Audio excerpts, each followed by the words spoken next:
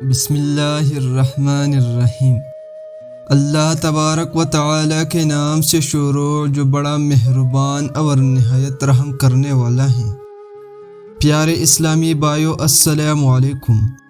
موت ایک ایسی حقیقت ہے جس سے ہر انسان کو گزرنا ہے اور ہر شخص کو موت کا ذائقہ چکھنا ہے۔ مرنے کے بعد ہر انسان کو قبر میں جانا ہے۔ قبر آخرت کی سفر کی پہلی منزل ہے۔ اگر کوئی شخص اس منزل میں کامیاب ہو گیا تو آگے کا سفر آسان ہو جائے گا، لیکن اگر کوئی قبر کے منزل میں ناکام ہوا تو آگے کا معاملہ اس سے بھی زیادہ سخت ہوگا۔ پیارے دوستو، قبر کی پہلی رات کا منظر کیسا ہوگا؟ یہ ایک ایسا سوال ہے جس کی تلاش میں ہر دوسرا شخص نظر آتا ہے۔ آج ہم اس سوال کا جواب آپ کے لیے اسلامی نقطہ نظر سے لے کر حاضر ہوئے ہیں۔ اس کے علاوہ آپ کو یہ بھی بتائیں گے کہ آخر قبر انسان کو کیسے پکارتی ہے، کیا یہ پکار انسان کو سنائی دیتی ہے؟ پیارے دوستو، اس ایمان افروز واقعہ کو سننے کے لیے آپ سب سے گزارش ہے کہ ویڈیو کو اینڈ تک ضرور دیکھیے۔ تو چلے ویڈیو شروع کرتا ہے۔ حضرت ابو سعید خدری رضی اللہ تعالی عنہ سے روایت ہے کہ حضور صلی اللہ علیہ وسلم نے فرمایا، لوگوں لذتوں کو ختم کرنے والی موت کو کثرت سے یاد کیا کرو۔ قبر ہر دن اپنے مردوں سے خطاب کرتے ہوئے اعلان کرتی ہے، میں غربت اور تنہائی کا گھر ہوں، مٹی اور کیڑوں کا گھر ہوں۔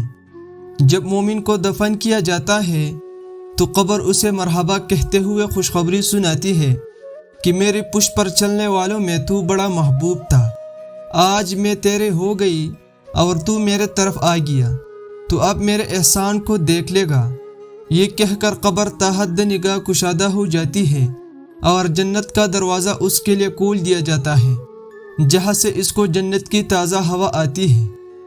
حضرت ابو ہریرہ رضی اللہ تعالی عنہ کا بیان ہے کہ حضور صلی اللہ علیہ وسلم ایک جنازے میں شریک ہوئے، پھر فرمایا میں بھی آپ صلی اللہ علیہ وسلم کے ہمراہ تھا۔ آپ صلی اللہ علیہ وسلم ایک قبر کے پاس بیٹھ گئے اور فرمایا، یہ قبر ہر دن بآواز بلند کہتی ہے، اے آدم کی اولاد، تو کیوں مجھے بھول گیا؟ کیا تجھے یہ معلوم نہیں کہ میں تنہائی کا گھر، غربت کا گھر، وحشت کا گھر، کیڑوں مکوڑوں کا گھر ہوں؟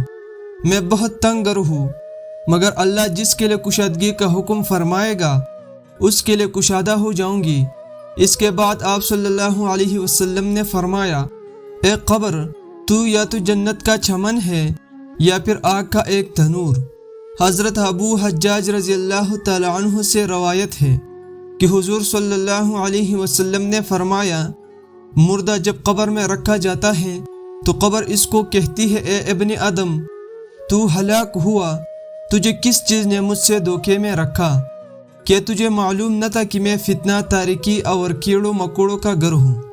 تجھے کس چیز نے مجھ سے بہکا کر نہ ڈر کر دیا اور تو میرے پشت پر خوب اکڑ کر چلتا تھا؟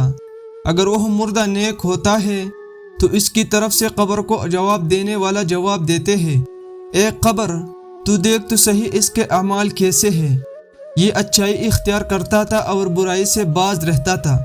یہ سن کر قبر کہتی ہے، بے شک یہ نیک تھا، اب میں اس کے لیے سرسبز ہو جاتی ہوں۔ مردے کا جسم اس وقت منور ہو جاتا ہے اور اس کی روح اللہ تعالیٰ کی طرف بھیج دی جاتی ہے۔ حضرت عبداللہ بن عبید رضی اللہ تعالی عنہ سے روایت ہے کہ رسول اللہ صلی اللہ علیہ وسلم نے فرمایا، مردہ قبر میں بیٹھتا ہے اور ان لوگوں کو پیروں کی آواز بھی سنتا ہے جو اس کے جنازے کے ساتھ قبر تک گئے ہو۔ مردے سے اس کی قبر کہتی ہے، اے ابن آدم، تیری ہلاکت ہو، تو نے میری تنگی، بدبو اور کیڑے مکوڑوں کا خوف نہیں کیا، اسی لیے تو نے ان چیزوں سے بچنے کے لیے تیاری نہ کی۔ بداعمال مردے سے قبر کہتی ہے، تجھے میری تاریکی، میری وحشت، میری تنہائی اور تنگی اور میرا غم یاد نہیں رہا۔ اس کے بعد قبر اس کو جگل دیتی ہے، جس کے بعد اس کی پسلیوں کی ہڈیاں ایک دوسرے میں پیوست ہو جاتی ہے، جبکہ نیک بندے کے لیے قبر کشادہ کر دی جاتی ہے اور اس کے دائیں ایک کھڑکی کھول دی جاتی ہے جہاں سے اس کو جنت کی ہوا آتی ہے اللہ پاک ہم سب کو قبر کے عذاب سے بچائے اور ہم کو نیک اعمال کرنے کی توفیق عطا فرمائے۔